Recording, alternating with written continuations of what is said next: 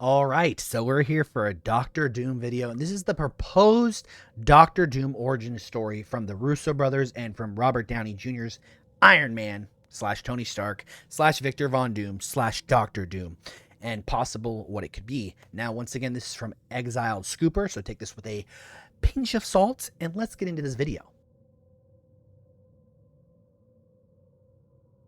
So essentially, the origin of Doctor Doom that Robert Downey Jr. and the Russo brothers proposed to Marvel to similar to the comics.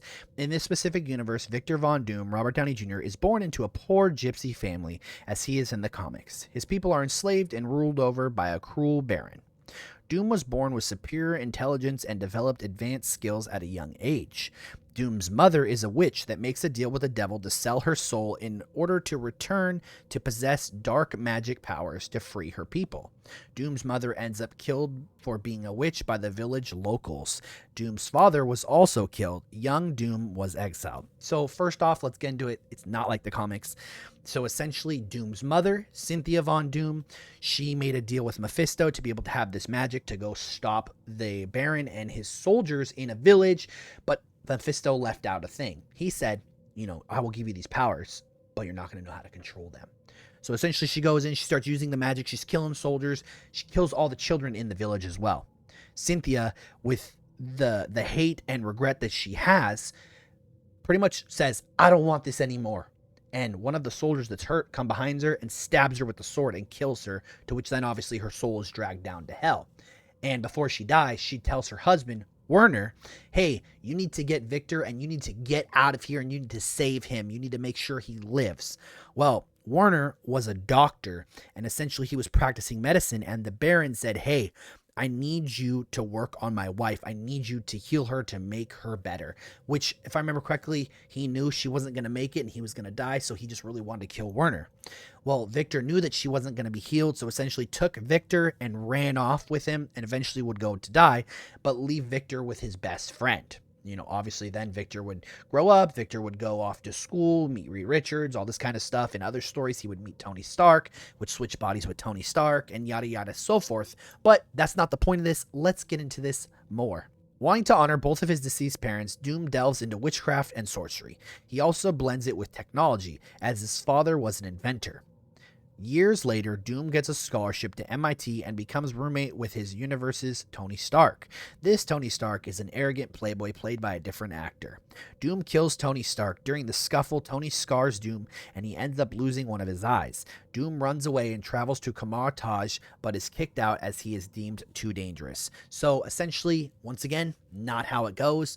When Tony and Doom actually switch bodies in that one specific what if, Doom actually brings him downstairs and says, hey, can you get in this chair? Can you help me out? Switches their brain patterns, wipes Tony's mind, sends him off to Latveria in his body, and Victor takes Tony's body, goes off and does his thing. But the thing is, in the actual timeline, he goes to the college and he meets Reed Richards. Well, he makes this item where he can pretty much see into hell and Mephisto, and it eventually blows up and burns his face, if I remember correctly. I'm going to be doing a lot of touch-ups on Doctor Dooms to remember a lot of the stuff, but obviously I know the gist of it, but And then the Kamar-Taj shunning him, I think it's kind of cool, kind of like where he wanted to be like Doctor Strange, push him away. Not really want to be Doctor Strange, but he wants to learn magic, pushes him away, because in the comics, once again, Doom goes up with the monks who give him his mask that he puts on his face, and he becomes their leader. As in for the Tony Stark variant, I'm hoping it's Tom Cruise. That'd be awesome. Give him the more snarky kind of superior Iron Man kind of role would be top tier. But next up, let's go into the next part. Doom travels to the mountains of Tibet, where there is a group of monks who practice a blend of science and mysticism. The group of monks believe in a prophecy of a messiah leading them to restore order and balance to the world. This messiah, they believed, also has one eye. Doom becomes obsessed and fulfills the prophecy. Doom becomes their holy messiah. Doom uses his advanced technology and new mystic abilities to create an army of Doom bots. What did I say? Monks, the mountains, he takes charge. They put the mask on him. He wants it to be molten hot and put it on his face so he never has to see his face again. Doom uses advanced technology and new mystic abilities to create an army of Doombots. The monks help Doom create his own high-tech suit of armor based off of Tony Stark's design he stole. Doom's suit is guarded by powerful magic spells, a blend of magic and technology. Doom takes over the world and eventually the entire universe. Doom somehow discovers the multiverse. Doom believes he is the Holy Messiah destined to rule the multiverse, but this brings him into conflict with the actual Chosen One, Tom Holland's Spider-Man. I don't believe Tom Holland's Spider-Man is the Chosen One. I believe it's Doctor Strange, as we've been hinting and we've been talking about for a long time. It also doesn't make sense to make Spider-Man because, say, Sony wants to pull him away. They lose that opportunity once again. As in for the monks and going up and building his armor, same exact thing happens. However, the difference between this stuff is he's not stealing designs from Tony Stark and so on and so forth. And essentially, he's not necessarily trying to, he is trying to rule the world, but at this point, he doesn't rule the world, normally. I'll do another post about what Doctor Doom's actual plans are and how he plans to attack the 616 universe. There was a rumor about Tom Holland being the chosen one of the MCU a few months back too. This is the origin of Doom that the Russos and RDJ want to push, but Feige wants to add more elements from the comics.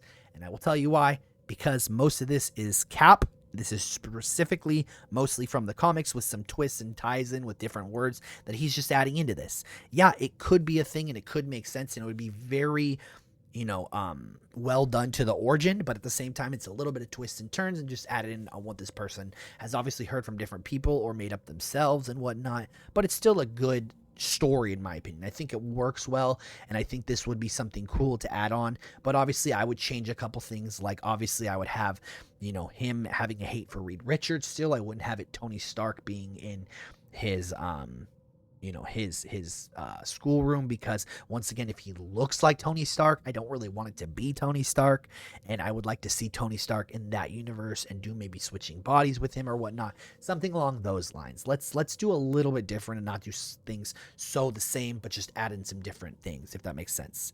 As always, let me know what y'all thought, and I'll catch y'all in the next one.